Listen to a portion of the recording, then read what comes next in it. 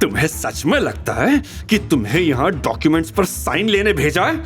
Oh my God, मैं तुम्हें सच बताता हूँ, बजाज फैमिली ने तुम्हें 2 करोड़ में बेचा है मुझे। वो 50 लाख एडवांस भी ले चुके हैं, तो चुपचाप आओ और मेरे ऊपर बैठ जाओ। अवंतिका को यह सुन के जोर का झटका लगा। उसे इस घटिया सिचुएशन की बिल्कुल उम्मीद नहीं थी। वो तो दादी के कहने पर यहां आई थी, तो क्या दादी भी सबके साथ मिली हुई थी? नहीं, ये सच नहीं हो सकता। वो खुद ही बड़बड़ाने लगी।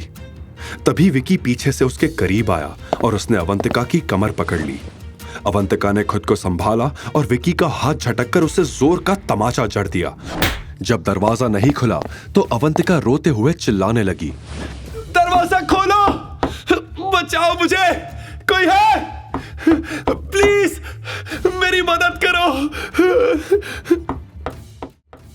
उसे चिल्लाते देख विकी जोर से हंसा और बोला, चिल्लाओ और चिल्लाओ, लेकिन आज तुम्हें बचाने कोई नहीं आएगा। मेरे पास मत आना, वरना मैं पुलिस को बुला दूंगी।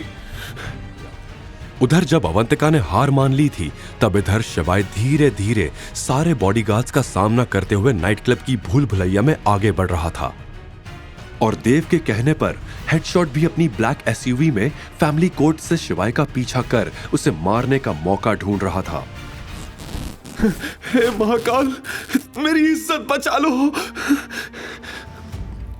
अवंतिका ने मन ही मन सोचा, लेकिन एक फूल सी नाजुक अवंतिका का इस राक्षस से बच पाना नामुमकिन था। वहीं शिवाय नाइट क्लब के हर रूम का दरवाजा तोड़ तोड़ कर देख रहा था। उसे लग रहा था कि अवंतिका उन्हीं कमरों में से किसी एक में थी, लेकिन हर टूटे दरवाजे के पीछे उसे नाकामयाबी ही मिली। तभी शिवाय की नजर एक रूम पर पड़ी, जिसके बाहर 2 बॉडीगार्ड्स खड़े थे। उन गार्ड्स को देखते ही शिवाय समझ गया कि अवंतिका इसी रूम में होगी। और जैसे ही शिवाय उस रूम में दाखिल होने के लिए आगे बढ़ा, तो गार्ड्स ने शिवाय का रास्ता रोक दिया। उन्हें लग रहा था कि शिवाय उनके रोकने से रुक जाएगा। महाकाल की कसम, तुमने मेरा रास्ता नहीं छोड़ा तो मैं तुम्हारा सांस लेना भी छुड़वा दूंगा, शिवाय ने गुस्से में उन गार्ड्स से कहा।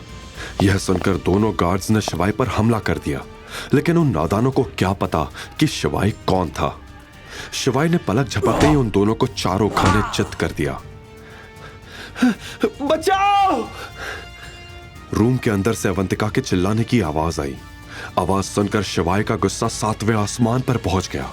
वो दरवाजे से 5 कदम पीछे गया, एक गहरी सांस ली और जोर से चिल्लाया, हर हर महादेव!